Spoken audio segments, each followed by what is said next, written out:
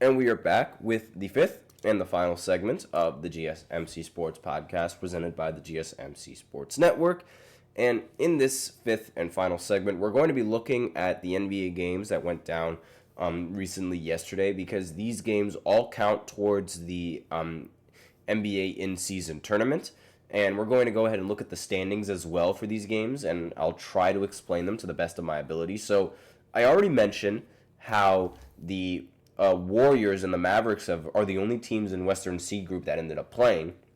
The Warriors ended up winning, so they're ranked at number 1, and Dallas Mavericks is all the way in the bottom. And I also mentioned how the Knicks ended up playing the 76ers. The Knicks are one of the teams that ended up being in the top of the list, and the 76ers are one of the teams at the bottom of the list. And why do I say one of them? Well, that is because I believe the tiebreaker is in point differential. Like, that's the first tiebreaker. So whichever team ends up scoring winning by the most points ends up holding that tiebreaker. I believe that's how it works. Again, this is it's a relatively new thing, so I'm just going to go ahead and make sure that I am right, because again, this thing was introduced, this in-season tournament was introduced only last season. So, I can't, it's really difficult to remember things because, it only happened last season. There's only one season to really go by. So the teams the decisions on how the teams end up advancing is if two teams are tied in the same group head-to-head, their head-to-head record splits their tie. They did not go up head-to-head against each other. So because of that, we have to go to the next tiebreaker, which is point differential in group play as the second tiebreaker. So it is point differential. So depending on how much they win by in this game is it determines where they stand. So in this matchup between the Magic and the Hornets, the Magic, they ended up winning by, let's see here, the final score was 114-89. So that would mean that they won by 25 points, which is way more than what the Knicks won by, which was 11 points. So their point differential is greater, meaning that the Hornets should be ranked higher than the Knicks. However, they're both 1-0, and they're both most likely going to, at this rate, no, not the Hornets. The Magic should be ranked just as high as the Knicks, if not higher than the Knicks. So the standings right now are going Magic at 1, Knicks at 2, the Nets right in the middle because they haven't played yet, and then in that matchup it's going to be the 76ers at second to bottom and the Hornets at the bottom because, again, the point differential is not in favor of the Hornets. Speaking of the Hornets, LaMelo Ball, of course, he ended the game with 35 points, and of course, he took 27 shots. Again, another rather inefficient game coming in from LaMelo Ball, but again, 35 points is 35 points. And he had 7 assists and 6 rebounds along with that performance as well. He was basically the only player that was playing really well for this team. Josh Green ended the game with 0 points despite playing 29 minutes. And Brandon Miller ended with 8 points, and he took 18 shots. 1 for 11 from 3. That is awful for Brandon Miller. And that's really awful for any player's standings, to be honest. And the fact that Josh Green only took 1 shot in this game, also very pitiful. But again, that's how the group play works. And for the Orlando Magic, the fact that they ended up winning this game without Banchero is a little bit surprising to me. Franz Wagner, he ended up scoring 32 points in this matchup, so he's definitely proving that he's worth that huge contract that he signed over the offseason. Jalen Suggs, 17 points. Fantastic performance coming in from Suggs. And Mortice Wagner ended up scoring 18 points in this matchup as well. So really solid performance coming in from the Wagners. And, again, a solid performance coming in from Jalen Suggs as well. And they end up taking the top of the Eastern Group A. Now, next game on this list that I did not go over yet is the Heat matching up against the Pistons. This is Eastern Group B.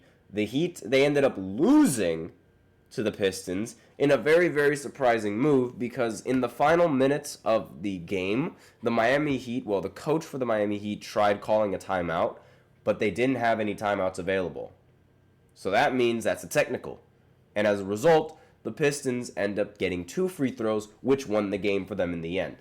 But regardless, a very, very disappointing loss coming in from the Miami Heat. and a very, very disappointing performance from everyone else. No Jimmy Butler in this matchup because of his injury. In fact, I should probably go over all of the NBA players who are injured. I'll do that tomorrow now that I think about it. But Tyler Hero, they wasted a 40-point game coming in from Tyler Hero. He shot 10 for 17 from 3. And, of course, 40 points is 40 points. That is absolutely incredible. This game did go into overtime, by the way. Bam Adebayo ended with 20 points, and he went 8 for 13 from the field. Duncan Robinson, 6 for 16, 2 for 10. Terry Rozier, 3 for 14, 0 for 5. So, again, not a very good performance coming in from the Heat. But still, they could have won this game had the Heat not called the timeout. And it would have been sent into another overtime where they probably could have won. But as of where the standings are right now, the Pistons are number 1 in East Group B. And the Miami Heat are at the bottom. I'm going to have to go ahead and check with the other games because I believe the Bucks, they also played the Raptors. Yes, they did. And the Bucks, they ended up in a surprising manner. They ended up winning 99-85. And I believe since they have a higher point differential, that would mean the Bucks are high in the Eastern Conference Group B standings, higher than the Detroit Pistons. Grady Dick had 32 points in this matchup and was really the only positive thing coming in from the Raptors. Giannis ended with 23 points. Damian Lillard did not play in this game, but still, no Dame, no problem.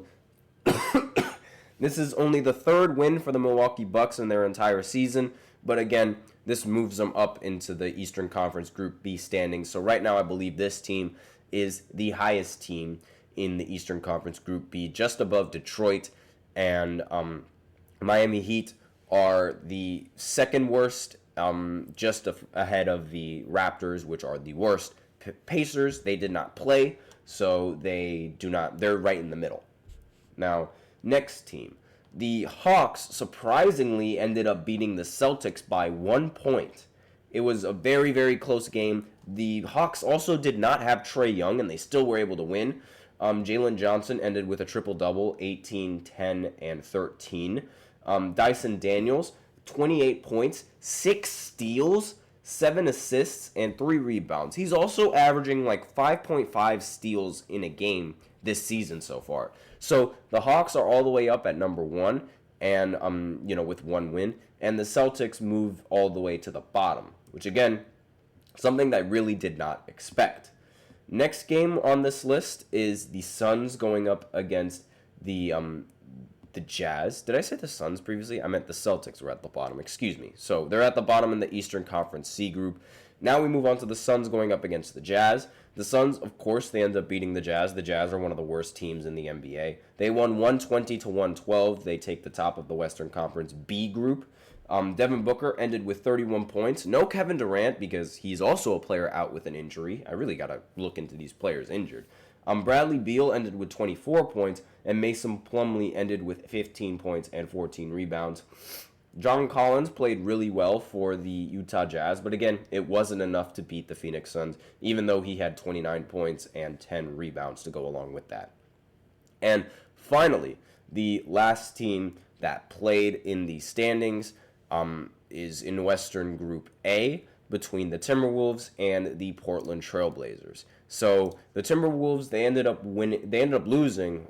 Excuse me, that was bad. The Timberwolves, they ended up losing in this matchup to the Blazers, 122-108. So the Blazers are the number 1 team in the Western Conference Group A, and the Timberwolves are all the way at the bottom. Anthony Edwards had 26 points in this matchup. Rudy Gobert had only 9. Jaden McDaniels had 17. And Julius Randle ended with 11 points. Now, on the Blazers side, Jeremy Grant had 21 points, and they had 4 players coming off the bench scoring in double digits, which is basically all she wrote. They also shot 18 for 32 from the 3-point line, which is 56%. It's really difficult to beat a team that's shooting that well from 3. And Portland, they ended up winning. That's all with the NBA in-season tournament, and those are all the standings. Those are all the games that ended up being played. And that's all that I have to say for this 5th segment, and that's it for the show. So thank you so much for tuning in to the GSMC Sports Podcast presented by the GSMC Sports Network. Your support means a lot to us. So remember to subscribe to the show, leave a positive review. It really does make a difference. We also invite you to follow us on Facebook, Twitter, TikTok, and Instagram for more content and updates. And as usual, we love to hear what you guys have to say during the show, whether you guys have a hot take, whether you guys have a burning question, or whether you guys have anything that you're dying to share. We're all ears. If you really want your comment and or question to get noticed, then I recommend using Super Chat. You just click on the $ below the chat box, or you can use the link displayed below the ticker on every show segment, and you can send in your comments and donations that way as well. They really help the show. And that's all that I have to say today on this podcast. Thank you so much for tuning in. I'm your host, Nelson, and as always, take care.